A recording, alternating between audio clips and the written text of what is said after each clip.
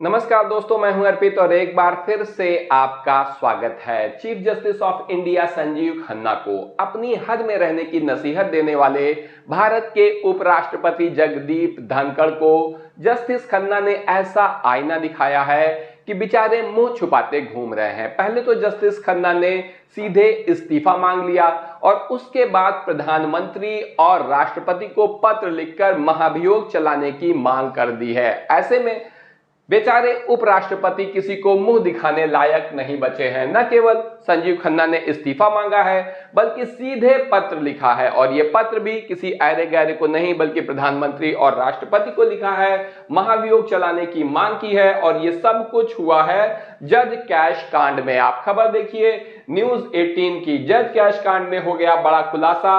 अब क्या करेंगे जस्टिस यशवंत वर्मा? सीजेआई संजीव खन्ना ने दिए हैं दो रास्ते इनको। ये वही जज साहब हैं जिनके घर पर बहुत बड़ी मात्रा में जली हुई नकदी यानी कैश बरामद हुआ था और उसके बाद बहुत ज्यादा बवाल हो गया। यहां पर सीजेआई संजीव खन्ना ने अब इन्हें दो रास्ते दिए हैं।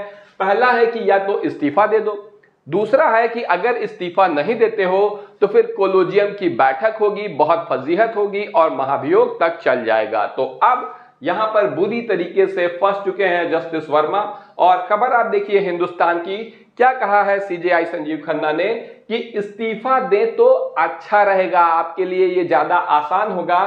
कैश कांड में जस्टिस यशवंत वर्मा पर सख्त सीजेआई। तो अब क्या होने वाला है इसे लेकर कयासें लगाई जा रही हैं, लेकिन इसमें सबसे बुरे अगर कोई फंसे हैं तो उपराष्ट्रपति धनखड़।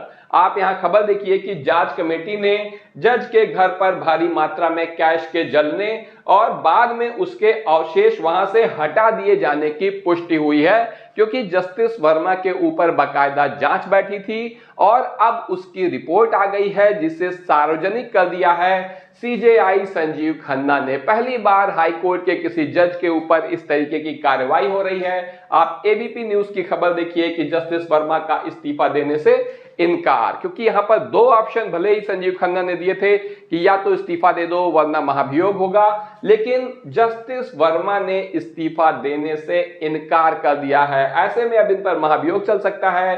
सीजेआई ने राष्ट्रपति और प्रधानमंत्री को जांच की रिपोर्ट भेज दी है। सिर्फ जांच की रिपोर्ट ही नहीं भेजी है बल्कि आप जनसत्ता की खबर देखिए कि प्रधानमंत्री राष्ट्रपति को पत्र भेजा है और कहा है कि इनके ऊपर महाभियोग चलाया जाए क्योंकि ये दोषी साबित हो चुके हैं। ऐसे में आपको बता दें कि सीजेआई खन्ना, जिन्होंने मोदी सरकार के वक्फ कानून के ऊपर अंतरिम रोक लगा दी थी और कोई भी नई नियुक्ति वगैरह करने पर, कोई भी फेरबदल करने पर इन्होंने रोक लगाई हुई है, जिससे भारतीय जनता पार्टी और उसके नेता बहुत ज्यादा नाराज हैं और सांसदों मंत्रियों की तो बात ही जाने दिया जाए बल्कि सीधे उपराष्ट्रपति ने न्यायपालिका पर हमला कर दिया था। आपको बता दें कि उपराष्ट्रपति जगदीप धनखड़ ने कहा था कि ये जो बहुत से जज हैं ये सुपर संसद की तरह काम कर रहे हैं। सुपर संसद की तरह काम कर रहे हैं मतलब कुछ भी डिसीजन ले लेते हैं और कई संविधान के आर्टिकल हैं जिनका इस्तेमाल न्यूक्लियर मिसाइल की तरह कर रहे हैं।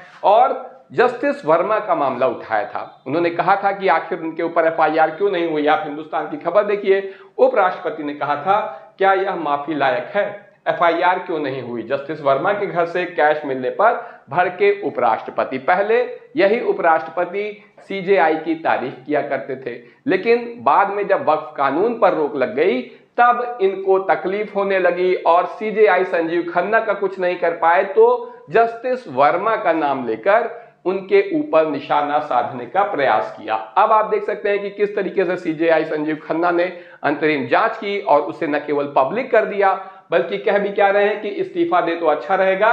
कैश कांड में यशवंत वर्मा पर सीजेआई सख्त हैं। आपको बता दें कि चीफ जस्टिस ने उनका जवाब वर्मा जी का जो भी जवाब है वो राष्ट्रपति और प्रधानमंत्री को भेज दिया है।